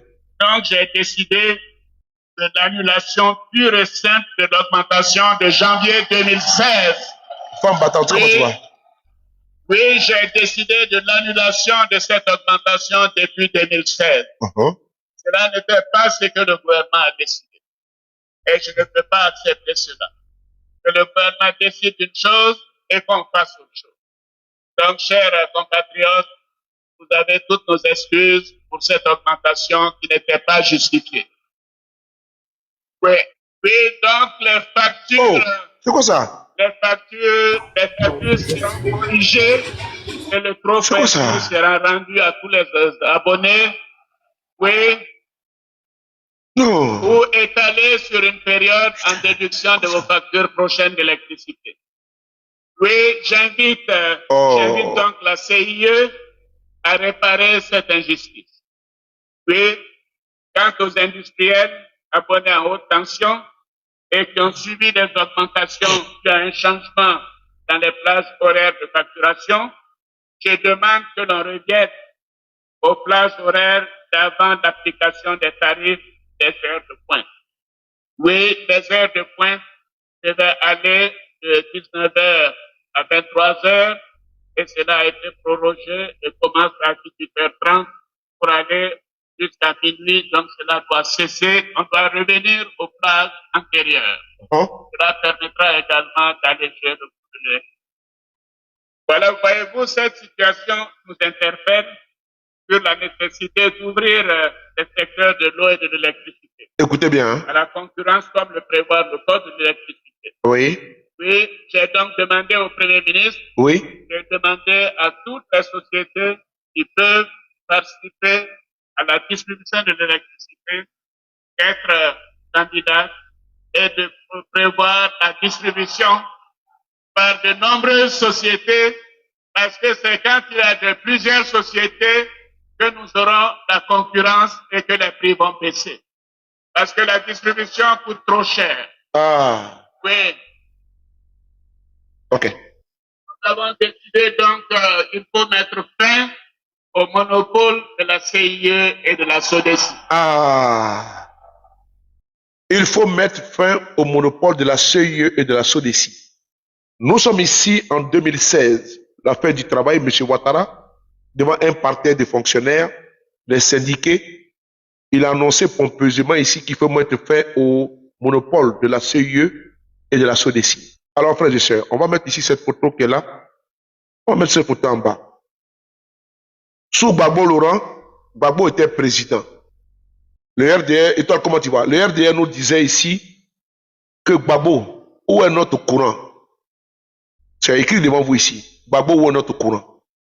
16 ans plus tard, délaissage, n'est-ce pas, sans précédent, historique en Côte d'Ivoire. 16 ans plus tard, l'économiste venu de Washington a été incapable de mettre en place une politique viable, fiable, afin de juguler les délaissages en Côte d'Ivoire. 16 ans plus tard, malgré le séminaire qui a été organisé à Bassam en 2012, qui a mobilisé pratiquement 700 milliards de francs CFA, l'économiste 2.0, un économiste flafla, n'a pas su contenir, juguler le délaissage en Côte d'Ivoire. 16 ans plus tard, il y a de cela quelques jours, j'annonçais sur mon compte Facebook, sur le de Paris, donnait que le vol Air France en provenance de Paris n'a pas pu atterrir à l'aéroport Félix Houphouët-Boigny dû au fait que sur la piste d'atterrissage de l'aéroport Félix Houphouët-Boigny, il n'y avait pas d'électricité. Vous savez comme à leur habitude, je peux m'exprimer ainsi, les militants du RDR ont décidé de se fondre toujours dans le déni, puisque c'est des personnes qui sont toujours dans le déni. Ils ont une constipation mentale, politique et intellectuelle. Donc ils ont décidé de remettre en cause mes propos, de ne pas dire mes révélations. Mais ce qui est bon, c'est que je n'ai pas vu les RDR revenir encore à la charge. Au contraire, ils ont décidé de fuir le débat de fond. Ils sont dans le débat périphérique. Je leur demande de venir au sujet. Et j'ai toujours dit que le sujet qu'il nous faut, est-ce qu'il y a eu bel et bien une coupure d'électricité à l'aéroport Félix Houphouët-Boigny il y a de cela 4 jours. Un avion, un Boeing 777 de la compagnie Air France a été obligé d'être dérouté sur l'aéroport de Lomé au Togo parce qu'il n'y avait pas d'électricité sur la piste d'atterrissage du hub Félix Houphouët-Boigny, parce que l'aéroport de Côte d'Ivoire est un hub, est un grand aéroport. Est-ce qu'il y a eu bel et bien coupure de courant? Oui. Pourquoi les communicants d'IRDR, qui sont des mercenaires de la communication, quand il dit mercenaires, ça veut dire que c'est des gens qui sont sans dessus, sans dessous, des sensus, sans orientation aucune. Ce qu'ils savent faire, le dénigrement, les injures envers le président Guillaume Soro, les injures envers les opposants de Côte d'Ivoire, ce qu'ils savent faire, c'est le dilatoire. Ce qu'ils savent faire, c'est la fuite en avant. Ils sont incapables de pointer du doigt l'incapacité de M. Ouattara à servir aux Ivoiriens un programme de société qu'il a dit en 2010. Ici, nous sommes en 2016. 10 ans plus tard, est-ce qu'il y a eu en Côte d'Ivoire la libéralisation dans l'énergie ou bien dans la fourniture d'eau? La SODECI a toujours le monopole. La CEI a toujours le monopole. Dites-moi, il n'y a jamais eu. Et aujourd'hui, la CEI a montré ses limites. Elle est incapable de servir les Ivoiriens. Et la responsabilité incombe à M. Ouattara. Parce que Abidjan est étouffé, Abidjan s'étrangle, Abidjan est surpeuplé. Là, il fallait délocaliser la capitale politique à Yamoussoukro, fort de son ingratitude et de sa haine viscérale envers M. Gbagbo, qui avait déjà commencé la délocalisation de la capitale vers Abidjan, vers Yamoussoukro pour, comment dirais-je, décongestionner Abidjan. M. Ouattara a décidé de mettre fin à ce processus qui avait déjà été enclenché, avec la construction des résidences des députés, et sans oublier également de tout ce qui va avec. M. Ouattara avait promis sur la chaîne de télévision France 24, en 2000, Africa 24, 2010, que lui, président, il va déménager à Yamoussoukro. Les ministères régaliens vont déménager à Yamoussoukro. La présidente va déménager à Yamoussoukro. 16 ans plus tard, le bon monsieur dort à Sini Mafia. C'est de ça qu'il s'agit. Monsieur Ouattara n'a pas délocalisé, comme il a dit, comme il a promis aux Ivoiriens, la capitale politique à Yamoussoukro. Frères et sœurs, je vous montre ici cette capture d'écran. La capture d'écran est la suivante. C'est celle-là.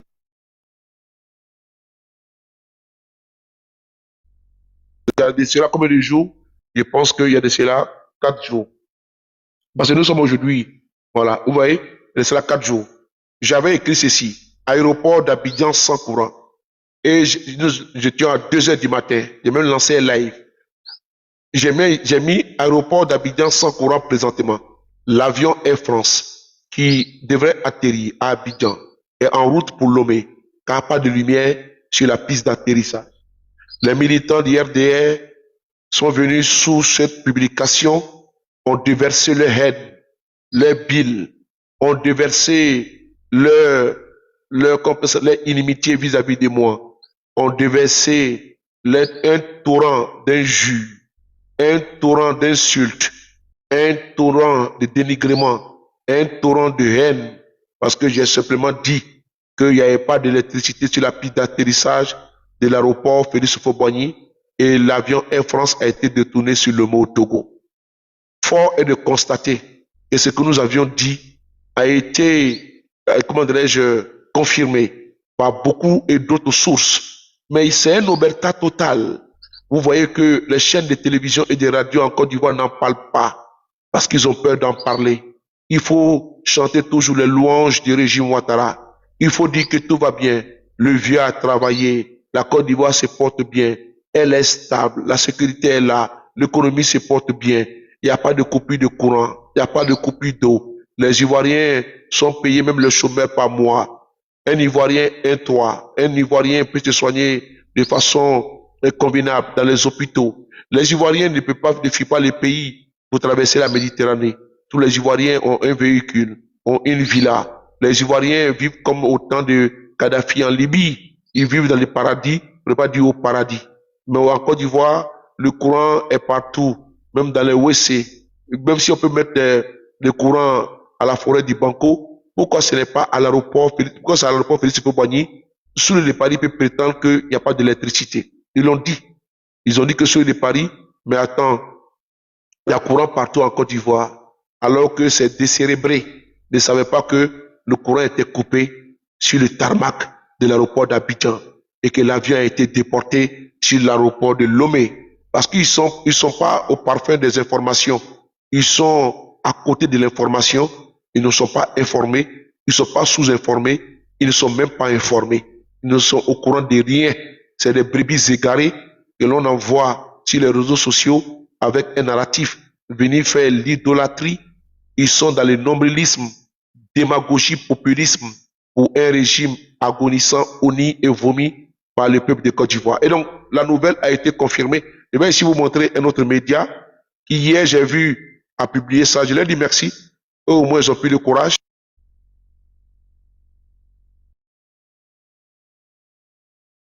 Vous allez voir ici, ils ont écrit voilà, agence de presse régionale, panne d'électricité à l'aéroport Félix Houphouët-Boigny.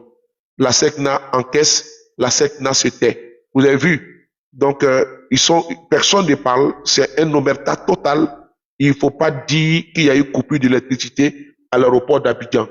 J'imagine un petit peu, si c'était au Mali, au Burkina ou au Niger, mais dis donc, les militants excités du FDR allaient applaudir, allaient chanter, allaient danser, ils allaient ériger des panels avec des breaking news en nous faisant croire que M. Ibé, M. Assimi ou le président Aboudaman Tchani auraient échoué parce qu'il n'y a pas de courant là-bas. Mais vous avez vu que dernièrement, quand il y avait le délestage à Bamako, mais on voyait les militants du RDS se frotter les mains. Mais où sont, n'est-ce pas, ces farfelus, ces froussards? Vous venez nous dire, nous donner ici les points de vue sur cette coupure. Ils ne peuvent pas le faire, ils sont aux abonnés absents. Voilà pourquoi j'ai décidé de ne pas faire de débat contradictoires avec eux. C'est une perte de temps. Bon, je parle de moi. Je ne condamne pas mes camarades qui le font. Ils peuvent le faire. Parce que souvent, on a besoin également de ces sardinats-là pour pouvoir, comment dirais-je, aromatiser le débat. Mais je le dis parce que moi, je n'ai pas envie d'avoir, n'est-ce pas, les céphalées. Parce qu'au finish, quand tu finis de faire un débat avec eux, il faut que tu ailles directement à ta boîte à médicaments pour aller prendre du Doliprane ou bien du ibuprofène et tu auras voir que les migraines, parce qu'ils donnent des migraines, ces gens-là. Donc, Yako, à KGB, à Nina, à Zie, Ibra et à tous ces communicants qui s'aiment bien le débat contradictoire. Et souvent, voilà pourquoi je suis en bas et puis je tapote à fond la caisse. Voilà, moi je préfère maintenant tapoter. Tu deviens un grand tapoteur. J'ai acheté ma machine à tapoter. Voilà, donc je tapote, je suis en bas, je tapote. J'ai pas envie d'avoir mot de tête, mon frère. Voilà. Donc, je vous dis encore du courage à vous. Donc, vous voyez que ce débat sur ça, ils n'en parleront pas. Ça, c'est le débat de fond. Mais ils sont verbeux. Ils sont volubiles. Quand il faut faire des panels pour parler de M. Guillaume Soro, là, ils sont forts. Là, tu vois les militants du RDR qui vont à fond la caisse quand il faut parler de M. Guillaume Soro, qui sur sa santé, sur sa supposée mort. Là, ils sont forts. Sur Gbagbo, ou bien sur le président Gbagbo, sur le président Cheikh Tidiane Thiam. Là, ils sont forts. Mais sur, ici, l'état de leur société,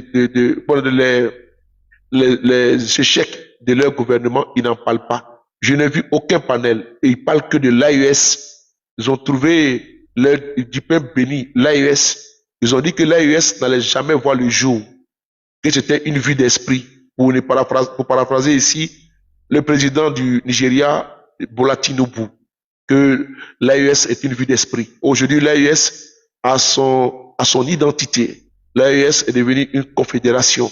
L'AES a son hymne. L'AES a son drapeau. L'AES a son amoïri. L'AES a son passeport. L'AES a sa carte d'identité. L'AES a son armée unifiée. L'AES a sa banque. L'AES a sa radio. L'AES a sa télévision. Que voulez-vous encore de plus ceux qui avaient cru que l'AES était une vue d'esprit? L'AES existe. On dit, croyez sans avoir vu. Ils ont cru. Et l'AES est là. Les afro-pessimistes, les enfants de descendants de colons noirs, ils sont avec nous. Comme le disait Franck Fagnon, le combat entre les colonisateurs, entre les colonisés se passera entre les colonisés eux-mêmes. Franck Fagnon disait que le combat contre les colonisateurs se passera entre les colonisés eux-mêmes. Les colonisateurs sont partis. Ils ont laissé des nègres de maison. Ils ont laissé leurs petits-fils. Ils ont laissé ici les assujettis, pour ne pas dire les compromis à souhait, faire les sales boulots, les sales jobs, comme Alassane Ouattara, comme Tinubu, comme Patrice Talon, au Bénin, sans oublier Paul Biya, Sassou Nguesso, toute cette bande. Donc, et puis les suiveurs. Voilà, donc les militants du RDR sont des descendants des colons qui nous ont assujettis, qui ont déséquilibré, désarticulé notre culture, nos us et coutumes, qui ont fait déporter nos parents par millions sous des bateaux, dans les bateaux, dans les cales des bateaux, pour les déporter vers Haïti, vers les Amériques, les Antilles, en Guadeloupe, partout. Et les descendants sont avec nous. Voilà pourquoi Franck Fagnon disait, le combat contre les colonisateurs se passera entre les colonisés eux-mêmes. Donc, on est en train de le faire aujourd'hui entre les afro-pessimistes et les afro-optimistes. Entre ceux-là qui disent que notre salut, on le doit qu'aux Occidentaux, qui sont partagés l'Afrique en Allemagne comme un gâteau. Ils se sont assis dans un bureau de pratiquement 10 mètres et ils ont dit, bon, cette partie de la côte de l'Afrique nous appartient. La Côte d'Ivoire, qui s'appelait avant la Côte des Malgens, nous appartient. L'Afrique occidentale et l'Afrique équatoriale française. N'oubliez pas ça. Donc, ils se sont partagés les gâteaux africains et nous avons perdu. Nous sommes les derniers de la classe. Aujourd'hui, à travers l'élection de Bakayoko à Saint-Denis, on le voit que le racisme est toujours là, est toujours ambiant, est toujours contenu et soutenu. Le racisme est là, on ne nous aime pas, mais on trouve toujours des nègres des maisons qui sont toujours dans cette vassalisation, dans l'accompagnement de l'assujettissement du peuple africain, du peuple noir. Ils ont écrit le code noir contre nous. Le code noir. Les Africains ils étaient sous, n'est-ce pas? Les animaux étaient mieux que les Africains. Et d'autres ont cette conception, cette perception, cette vue de l'Africain. Mais les Africains qui sont aujourd'hui les militaires du RDR n'ont absolument rien compris. Ils n'ont rien compris. C'est les esclaves des salons, comme ils les appellent parfaitement le capitaine Courage, président Ibrahim Traoré. On va revenir sur ça, sur ce sujet.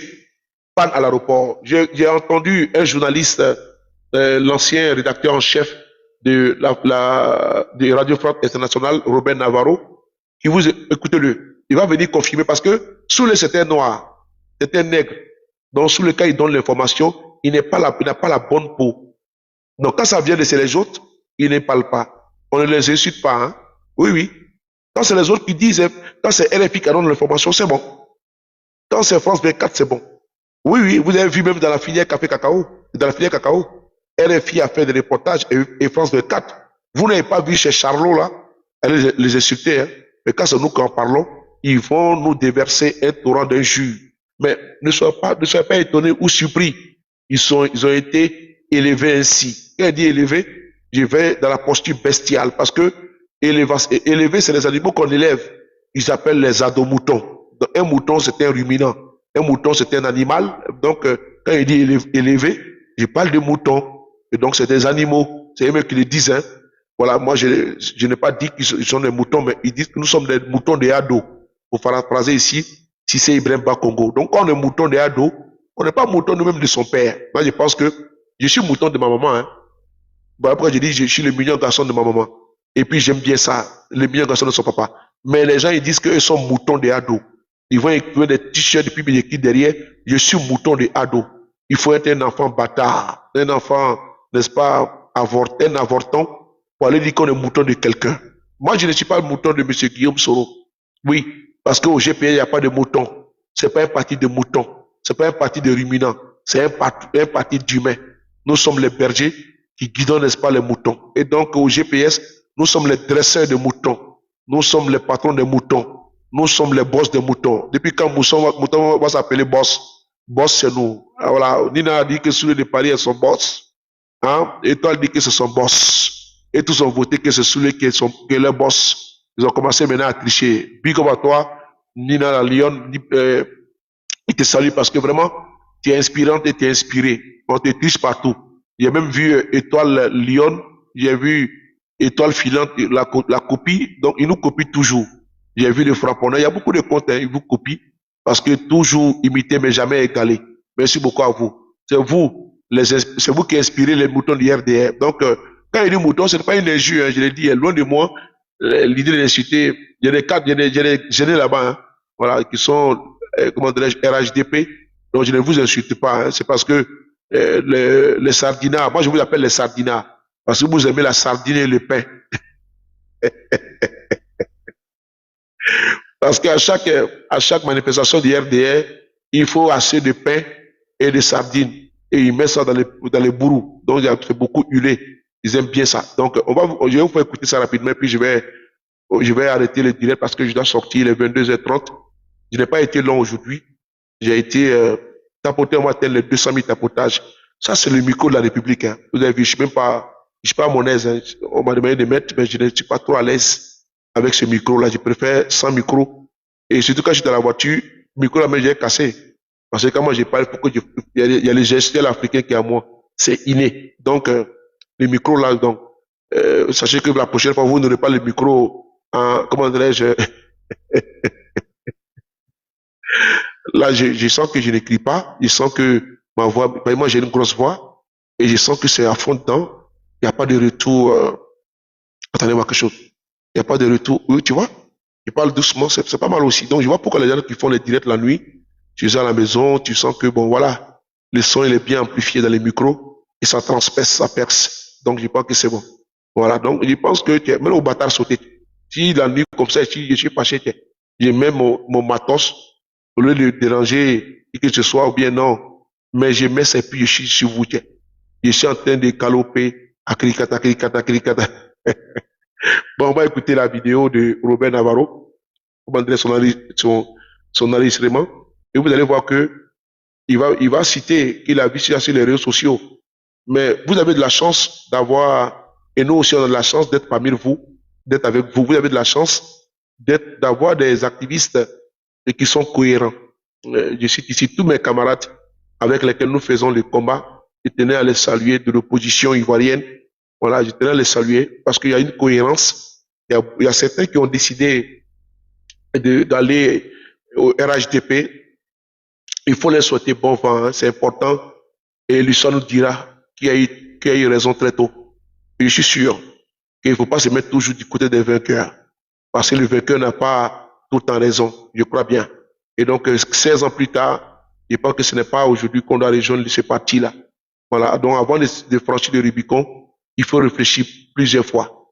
Parce que le RDR, vous ne pouvez pas, comment dirais-je, supporter son héritage. C'est un héritage qui est très lourd. Donc, en tout cas, ceux qui sont partis au RHDP, ils peuvent partir toujours. Et là-bas, parce que, voilà, je sais que quand tu rentres dans un restaurant, que tu es coutumier à ce restaurant-là, tu peux manger aujourd'hui des lentilles. Et le lendemain, tu peux demander des entrecôtes ou bien du tartare. Maintenant, si tu vois que ça ne va pas, tu demandes, comment on peut ça même, du cassoulet, ou bien tu demandes, du couscous. Tu peux demander également du tchèp, ou bien du mafé. Ça dépend, c'est à ta convenance. Et donc, je pense que s'ils sont fatigués de l'opposition, et parce que dans l'opposition, nous avons d'abord nous avons des bons plats, des bons plats bien aromatisés, mais ils ont décidé d'aller brouter de l'herbe. Donc, vraiment, c'est dommage. D'un instant, on décide de quitter, qu'on appelle ça même, le restaurant, Et pour aller, comme dans les toilettes du restaurant, il y a un souci. Dans le restaurant, on est bien attablé et puis on est bien servi. Bon, la restauratrice te dit, bon, assieds-toi à table et puis elle te sert bien. Tu refuses, tu vas aller manger du gratin. Ben, on va les laisser manger du gratin. Ou bien on va aller racler la marmite. Sinon, normalement, ils étaient bien servis dans l'opposition, respectés, mais ils ont dit qu'ils vont partir au restaurant. Mais je pense que s'il y a beaucoup de plats là-bas qui pensent à nous, hein, parce que comme on le dit dans l'opposition, on n'a pas les tiers, on n'a pas l'argent. Donc, c'est eux qui sont au pouvoir. Donc, pour penser à nous, pour nous faire des petits virements de Orange Money et des dépôts. Donc, je sais compter sur ceux qui ont rejoint le RHDP. Je pense à vous de penser à nous. Quand je dis ceux qui ont rejoint le RHDP, voilà, parce que souvent les gens font de la confusion. Je pense ici à monsieur Alain Michel Le Bougnon, je pense ici à l'autre du PDCI-RDA, je pense ici à Alci DJ, je pense ici également à, comment on appelle ça même, à l'autre, j'oublie son nom, Alphonse Soro, je pense également à Mété Sendou, je pense ici également à, comment dirais-je, tous ceux qui étaient un peu proches du président Guillaume Soro, de penser à nous, de nous faire des dépôts. Voilà, c'est important. Voilà, envoyez-nous des dépôts, parce que là-bas, il paraît qu'il y a beaucoup d'argent et que tout le monde est à l'aise. Donc, pensez à nous, s'il vous plaît. Un peu de dépôt, ça va me faire plaisir. On va essayer d'écouter. Quand vous me faites dépôt, là, je vais donner la part des autres aussi. Donc, passez à Soulé, faites-moi les dépôts, et puis on va contaminer. N'oubliez pas le 8, hein, le 8 mai, nous serons, il y aura l'anniversaire du président Guillaume Soro. Je vous invite à prendre toute votre place. C'est pas une invitation qui est ouverte à tout le monde. C'est ouvert à ceux qui sont conviés, ceux qui sont invités. C'est trié sur le volet pour éviter certaines infiltrations. Certaines personnes qui peuvent venir, qui auront des pensées malveillantes, d'empoisonnement, d'agression et tout ça. Toutes les dispositions ont été prises, hein, ont été prises pour contenir, comme dans tous les événements de GPS, nous avons un service d'ordre, un service de sécurité qui est à la pointe du maintien de la sécurité. Et donc, nous avons pratiquement une quinzaine de personnes qui sont détachées pour la situation. Sans oublier, la salle a été louée en bonne et due forme. Un contrat a été signé. Et donc, c'est une situation qui est déclarée. Et donc, tous ceux qui vont s'inviter là-bas, de façon, qu'on appelle ça même, belliqueuse, parce qu'eux n'ont pas été invités, je pense qu'ils iront faire un tour d'abord au commissariat. Elles vont passer là-bas leur week-end, parce que je pense que c'est un long week-end ce jour-là. Le 8 mai, c'est un jour férié en France. Et je pense qu'ils vont passer un bon temps au commissariat. Ils vont manger la nourriture n'est-ce pas, de la garde à vue. Bon, je pense que, outre ça, avant d'aller au commissariat, je pense qu'on va leur donner, n'est-ce pas, de bons conseils. Voilà, on va les faire asseoir et leur donner de bons conseils. Voilà, je pense qu'ils vont plus s'inviter encore dans un endroit où ils ne sont pas conviés. Et donc, c'est très clair. Comme la menace vient d'eux, nous ne sommes pas dans la menace, nous sommes dans la défense. Donc, toute personne qui n'est pas conviée à cette rencontre, si elle s'y invite, je pense qu'elle aura également des femmes et des hommes pour lui dire à quoi bas, pour leur dire à quoi bas. Il peut nous faire confiance, que nous sommes prêts. Et on attend tous ceux qui pensent qu'ils pourront s'inviter là-bas et puis jouer les troubles fêtes. Voilà, ceux qui vont s'inviter jouer les troubles fêtes, je pense que j'ai déjà donné deux bons conseils. Et soit ils iront d'abord, le dernier recours, c'est qu'ils iront au commissariat pour aller passer un bon week-end avec les policiers. Parce que nous ne sommes pas en train d'organiser dans la clandestinité l'anniversaire de notre président. Et donc, ceux qui ont des velléités, on ne peut les empêcher. Hein. Nous sommes, il y a la voie publique qui est en face n'est-ce pas, de l'endroit. Elle est pratiquement à 50 mètres. Et donc, même dans le périmètre, les personnes ne sont pas les bienvenues. Ce sera de la provocation, puisque les autorités compétentes sont avisées. Ils savent que certains sont dans une posture belliqueuse, mais avant qu'il y aura une charge de la venue des policiers pour venir les sauver, je pense qu'ils auront vraiment passé un sale quart d'heure entre les mains des services de sécurité. Donc, ça, ce côté-là, il faut nous faire confiance, que toutes les dispositions ont été prises et nous ne serons pas surpris. Et à chaque fois que nous sortons également, nous prenons toutes les garanties, on met les garde-fous pour faire face à la menace. Donc, le 8 mai, nous serons du côté de Paris. Et nous attendons pratiquement, la salle est déjà, je peux dire, quasi pleine. Elle est quasi pleine. la salle est quasi pleine déjà. Voilà, avec les militants de GPS, ils seront présents, si Dieu le veut, par sa puissance. Une très belle salle, à l'image, n'est-ce pas, du président Guillaume Soro. On va lui rendre un hommage appuyé. On va souffler ces 54 bougies. C'est ce qu'on peut lui offrir dans ces moments de difficulté imposés par les RDS. Ce que nous, on peut lui faire. Voilà, on continue toujours de mobiliser nos militants, mais on continue toujours de faire des activités. Ceux qui sont en Côte d'Ivoire, je tenais également à les saluer. Merci beaucoup. On ne peut pas rester statique. On continue toujours de rallumer la flamme de l'espoir. La politique, c'est l'espoir. La politique, c'est la conviction. C'est la résilience, c'est le courage. Nous sommes dans cette disposition-là. Le 8, nous n'oubliez pas, les pagnes de GPS sont également disponibles. Voilà, toutes les 3 couleurs sont disponibles pour ceux qui veulent s'offrir les pagnes de GPS à l'effigie de notre président, son excellent M. Guillaume Touafori Soro. Donc, les pagnes sont disponibles. Merci beaucoup à vous. Et le 8, je le dis encore une fois de plus, nous avons dressé, les tables seront nominatives.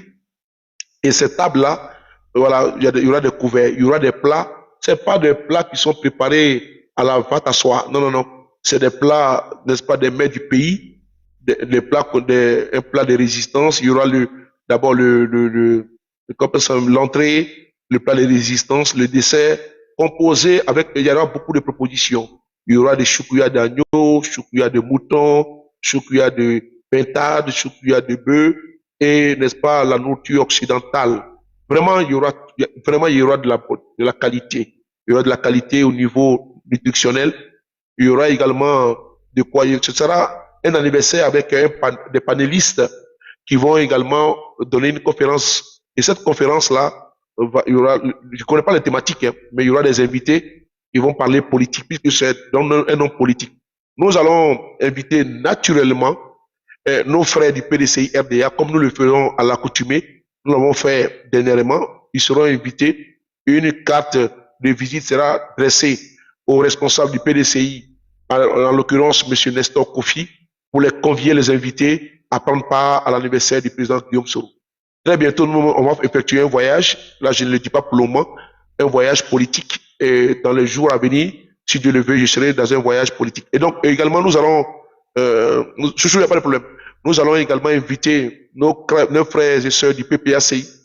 Nous allons dresser une invitation en bonne et due forme à nos frères du PPACI, en l'occurrence, son premier responsable, et à nos camarades qui vont avec, nos camarades également, qui sont, sans oublier, aux responsables du mouvement Trop c'est trop, le mouvement Trop c'est trop, dont je suis le numéro 2 en Europe. Donc, nous allons inviter nos camarades de Trop c'est trop, qui seront également présents.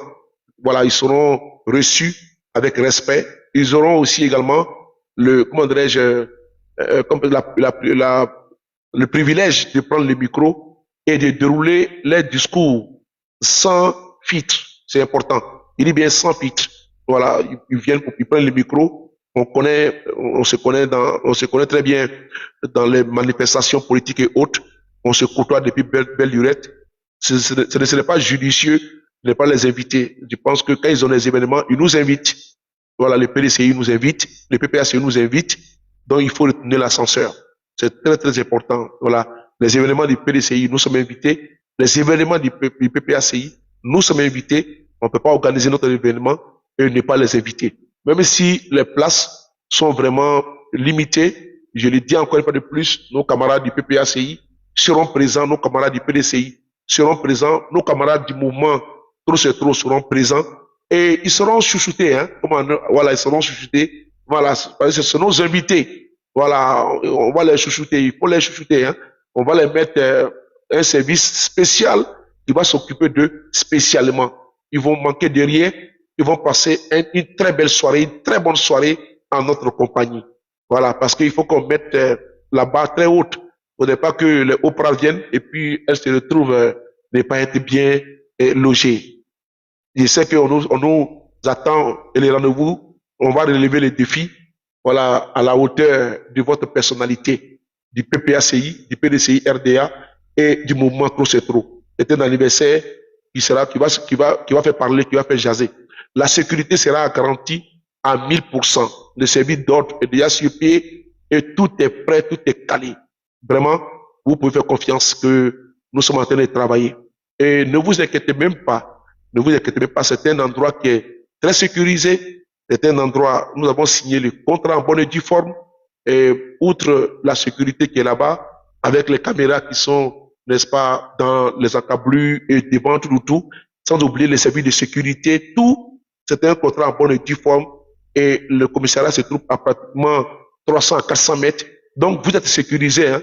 Vous avez vu 15 agents de sécurité, ceux qui vont filtrer à l'entrée, à l'entrée de la salle, ceux qui seront également à l'intérieur de la salle. C'est une salle qui peut être chauffée ou climatisée, ça dépend. Donc, s'il fait chaud, vous avez les climatiseurs qui donnent et qui tapent, le frayon tape à fond la caisse. Donc, ne vous inquiétez pas, la chaleur, ne vous inquiétez, s'il fait chaud, vraiment, c'est une salle de haut standing.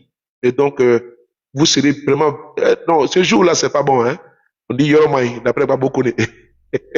Donc, le 8 mai, par la grâce de Dieu, voilà, le 8 mai, vous allez voir que on va mettre la barre très, très haute. Et grâce aux contributions des militants et militantes de GPS, je tenais à les saluer. Ils continuent toujours à faire leurs contributions. Voilà, c'est ce qu'on peut faire. On continue nos communications, on continue nos sensibilisations. Mais outre ça, si on veut rendre un hommage à notre président, on va le faire. La fois dernière, j'ai vu une rencontre des militants du PDCI RDA. Il y a Amoui qui m'a même invité le jour des Pâques de tout. Et tous les partis politiques de l'opposition, vraiment, font des événements. Et le GPS ne peut pas rester, quand on fait ça même en marche, sans faire ses activités. Nous le faisons. Madame Wassa Koulibaly au niveau de l'Angleterre fait ces événements. Et nous, ici à Paris, on va le faire. Et en Belgique, nous serons en Belgique. Voilà, j'allais oublier. On sera en Belgique la première semaine du mois de mai. Il y a un tournoi de football qui est organisé par GPS Belgique. Nous serons là-bas pour aller jouer contre eux. Et j'y serai par la grâce de Dieu. On va y être en Belgique pour aller jouer contre nos camarades de Belgique. On va les frapper pratiquement 10-0. Donc ça, je donne. Je suis le capitaine. Voilà. Je joue, je suis attaquant de points, je suis Messi. Je vais dribbler jusqu'à pratiquer mon frère. J'ai au moins 5 buts à marquer. C'est un défi. Donc nous serons en Belgique pour aller jouer contre nos camarades de GPS Belgique. Nous avons été invités pour ça. Donc je vais vous donner les détails plus tard si j'ai... Oui, on sera en Belgique. Et d'ailleurs, je vais effectuer un voyage en Belgique dans les jours à venir. Voilà, dans les jours à venir, dans quelques jours. Je serai en Belgique. Donc je serai en Belgique pendant... j'ai 3 voyages à effectuer là-bas dans ce mois de... Nous sommes en avril, non? Voilà, donc d'ici le 8 mai, nous avons pratiquement 3 voyages à effectuer sur la Belgique. J'irai là-bas tranquillement et je vais croiser également nos camarades de GPS qui sont. Bon, merci.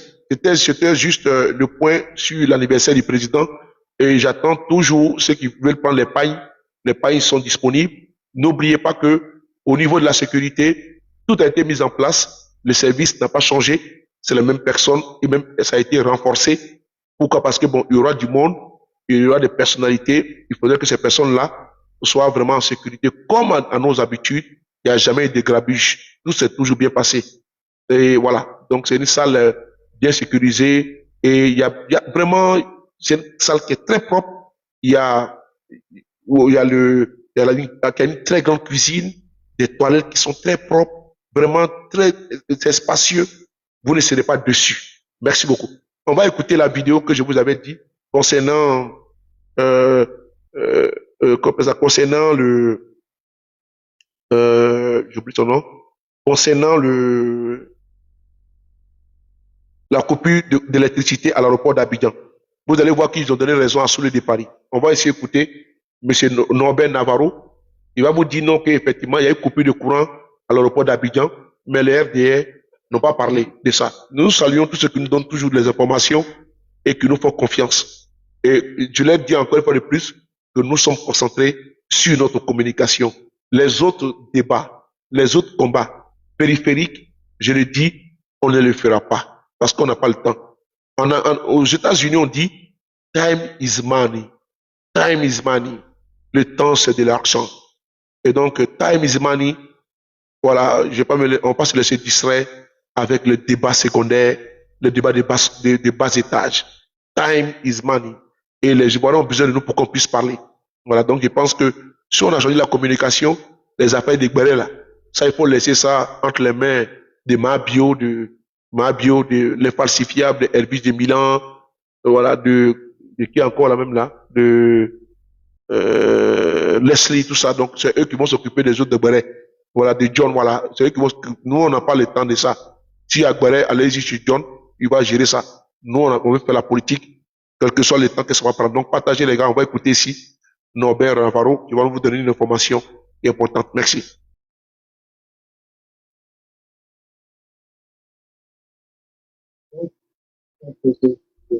Livré maintenant ait été publié dans la journée d'hier sur un réseau. Il semblerait que l'information que je vous livrer maintenant ait été publiée dans la journée d'hier sur un réseau social bien connu, mais elle n'a pas été développée et je trouve que c'est dommage. Ça concerne l'aéroport d'Abidjan.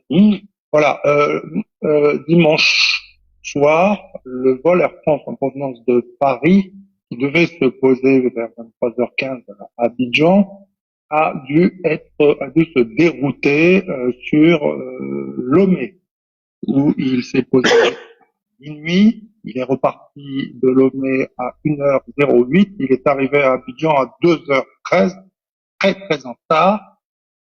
Mais l'information qui est importante, c'est pour quelle raison ce vol a dû se dérouter sur Lomé. La raison, c'est que la piste de l'aéroport d'Abidjan n'était pas éclairée. L'éclairage était hors service, m'a-t-on indiqué, auprès d'une source proche d'Air France. Alors, j'attire l'attention sur un certain nombre de points qui me paraissent très importants. D'abord, un avion ne peut pas rester en l'air habitable éternel. Il faut qu'il se pose quand on arrive quelque part. Deuxièmement, l'aéroport d'Abidjan, c'est le principal aéroport d'Afrique de l'Ouest, le principal hub. Donc, une piste d'atterrissage et de décollage qui n'est pas éclairée, c'est un événement rarissime et gravissime. Rarissime parce que depuis hier, je comptais, je suis remonté dans le temps, je suis remonté sur un demi-siècle. Ça ne s'est jamais produit. Jamais. Faut rappeler que écoutez, la Côte d'Ivoire a un peu plus de 60 ans d'existence. Je pense même que c'est sans précédent dans l'histoire de la Côte d'Ivoire. Pourquoi c'est grave? Parce que la piste d'atterrissage, l'éclairage de la piste d'avion, est sécurisé. Non, il y a des systèmes qui permettent, en cas de panne, du premier circuit, de basculer sur le... Là, il n'y a plus rien. Première fois à Abidjan. Alors voilà, je voulais vous en parler. Hier matin, donc c'est sorti sur un réseau social sans commentaire. Voilà. Bon, frères et sœurs, c'est ici, sur cette information, que je voulais vous donner en dernière position. L'avion a atterri à Lomé. Maintenant, Norbert Navarro qui est là. Vous le voyez? C'est lui qui vient confirmer. Et d'autres médias ont confirmé. Mais le jour qu'on a dit l'information, donné l'information, ils ont dit qu'on avait menti. Donc, vous comprenez aisément que souvent, on va dire à 99%, nos informations sont très vraies.